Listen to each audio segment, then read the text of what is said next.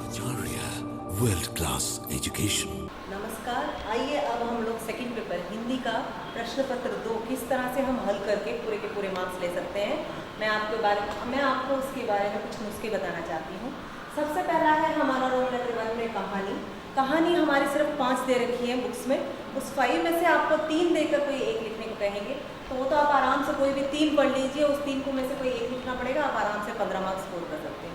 बस इतना है कि आपको उस कहानी को लिखते हुए लेखक परिचय लिखना है, सारांश लिखना है, सारांश के बाद लास्ट में विशेष देना है कि उस कहानी में क्या ऐसी विशेषता थी जो आपको उसकी तरफ अट्रैक्ट करती है। और दूसरा है आपका निबंध आपका जनरल एस्से है। ये आपको बुक में दे रखा है, सिर्फ 11 एस्सेस दे रखा है। उस एस्से में से आपको कोई 3 वहाँ पे दे रखा होगा, 3 में से किसी एक को लिखना पड़ेगा, वो आपका 15 मार्क का है। इसके लिए आपको क्या करना पड़ेगा, सबसे पहले आपको ऊपर रूपरेखा बनानी पड़ेगी, बॉक्स डालना पड़ेगा, उसमें हर पैराग्राफ की हेडिंग्स को पहले वहाँ डालना पड़ेगा, तब जाकर आपको उसके 2 मार्क्स मिलेंगे। नहीं तो अगर आपने रूपरेखा नहीं लिखा तो आप 2 मार्क्स से वंचित रह सकते हैं। हर पैराग्राफ का आपको हेडिंग देकर इस जनरल एस्से को कंप्लीट करना है। बस देखिएगा कि आपकी सुलेख जो आपकी हैंड राइटिंग है वो बिल्कुल साफ होनी चाहिए, घसीटे नहीं मारना। इसमें भी आप कम से कम 14 मार्क्स ले सकते हैं 15 के। थर्ड वन आपका है पत्र आपके 2 तरह से होंगे, एक व्यावसायिक पत्र और दूसरा व्यक्तिगत पत्र। पत्र आपको बुक में आपको 1 से 10 तक दे रखा है, 11 तक दे रखा है। उस 11 में से पहले 5 अगर आप अच्छी तरह से पढ़ लेते हैं तो उस 5 में से कोई ना कोई एक तो वहाँ पे जरूर आएगा कन्फर्म, और आप उसके 10 मार्क ले सकते हैं। उस पत्र में आपको ऊपर अपना जहाँ से आपने लिखा है उस स्टेट का नाम और वहाँ पर डेट डालनी है, और इस तरफ आपको फ्रॉम एड्रेस लिखना है, फिर टू एड्रेस डालना है, और पैराग्राफ से ऊपर एक हेडिंग विषय करके देना पड़ेगा। लास्ट में आपको थैंकिंग करके उसका लास्ट में जो आप जिसको लेटर लिख रहे हो उसके लिए आप क्या लगते हैं उसको नीचे डालना पड़ेगा, तब जाकर आपको पूरे के पूरे 10 मार्क्स लेटर में मिलेंगे। नहीं तो आपको पूरे 6 या 7 मार्क्स मिल सकते हैं। फोर्थ वन आपका रोमन लेटर है व्याकरण के प्रश्नोत्तर। ये आपकी बुक में है, पीछे बुक बैक में आपको ग्रामर बहुत सारी दे रखी है, 1 से 17 लेसन तक। उस लेसन में बहुत सारे क्वेश्चंस हैं।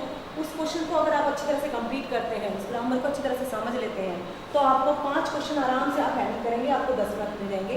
ये क्वेश्चन आपको 8 दे रखा होगा क्वेश्चन पेपर में, उसमें से आपको 5 लिखना पड़ेगा। और फिफ्थ वन है आपके जोड़े मतलब कि सही मिलान। ये आपका जनरल होगा, ये आपको बुक में से नहीं मिलेगा। ये आपकी अपनी हिंदी में कितनी आप क्षमता रखते हैं हिंदी में, उसको रखकर आप इस जोड़े को लिख सकते हैं। इसको ध्यान से देखेंगे तो इस व्याकरण से ही संबंधित होगा ये भी। इसके जो व्याकरण के जो एग्जाम्पल्स वगैरह होते हैं उसको एक बार अच्छी तरह से देखेंगे तो आप जोड़े को भी एक तरह से कंप्लीट कर सकते हैं। 6th रोमन लेटर में आपका शुद्धिकरण है, ये भी आपकी किताब में पीछे दे रखा है। एक इनकरेक्ट सेंटेंस होगा, उसको आपने करेक्ट करके लिखना है, वही आपका शुद्धिकरण हो गया। गलत लिख रखा होगा उसको आपने सही ढंग से व्याकरण ढंग से सही करके उसको लिखना है। एक क्वेश्चन का 1 मार्क होगा। ये 5 दे रखे होंगे, 5 के 5 आपको कंप्लीट करना है। और आपका 7th and 8th Roman letter जो है लिंग और वचन है। ये लिंग और वचन बहुत ही ईजी है, हम बचपन से पढ़ते हुए आ रहे हैं। ये आपका 10 होगा, लिंग 5 होगा, वचन 5 होगा। टोटल आपके 10 क्वेश्चन होंगे, 10 के 10 लिखना है, एक मार्क का है, टोटल आपको 10 मिल जाएगा। ये आप पूरे मार्क्स इसमें ले सकते हैं।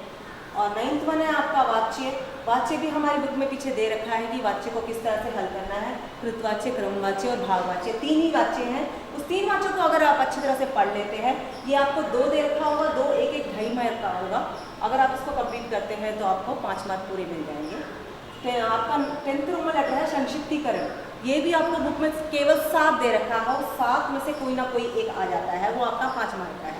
कभी कभी ऐसा होता है कि बाहर का कोई एक पैराग्राफ दे देते हैं, लेकिन आपको 7 संक्षिप्तीकरण पढ़कर उसे हल करने की इतनी आदत हो चुकी होती है कि आप उसको भी आराम से हल कर पाते हैं और पूरा का पूरा 5 मार्क ले लेते हैं। उसमें आपको शीर्षक भी डालना पड़ेगा, तभी आपको पूरे 5 मार्क्स मिलेंगे। और 11th वन है आपका ट्रांसलेशन अनुवाद। ये आपका 10 दे रखा होगा, 10 में एक 2 मार्क का होगा, आपको 20 मार्क मिल जाएंगे। ये आपको इंग्लिश में लिखना पड़ेगा, हिंदी में दे रखा होगा क्वेश्चन, इसको आपने इंग्लिश में ट्रांसलेट करके लिखना है। ये भी आपको बुक बैक में पीछे दे रखा है, उसमें से कई बार आ जाता है। कई बार क्या करते हैं, थोड़ा टफ बनाने के लिए क्वेश्चन पेपर आपको बीच में कोई ना कोई सेंटेंस अलग से दे देंगे, लेकिन आपको इसकी भी इतनी अच्छी तरह से आदत बढ़ चुकी होती है क्योंकि हम बचपन से ट्रांसलेशन करते हुए आ रहे हैं, इसलिए हम इसको भी आराम से हल कर पाते हैं और ये आपको पूरे 100 मार्क्स मिल जाते हैं। इसमें सबसे टफ देखा जाए तो आपको सिर्फ ये जोड़े हैं, जो आपको जनरल मिलेगा, आपको बुक में कहीं पर भी नहीं होगा। आप जितनी अच्छी तरह से हिंदी में जितने सक्षम हैं, उसका आधार सिर्फ ये क्वेश्चन आपका तय करता है कि आप कितनी अच्छी तरह से हिंदी में सक्षम हैं करके। इसलिए इसको करते वक्त आप ध्यान से सावधानी से कीजिएगा। इसके अलावा मैं बस यही कहना चाहूँगी कि जब क्वेश्चन पेपर आपके हाथ में आए, भगवान का नाम लीजिए और उसको 2-3 बार अच्छी तरह से पढ़िए क्वेश्चन पेपर को, जब तक कि आपको वो समझ ना आए।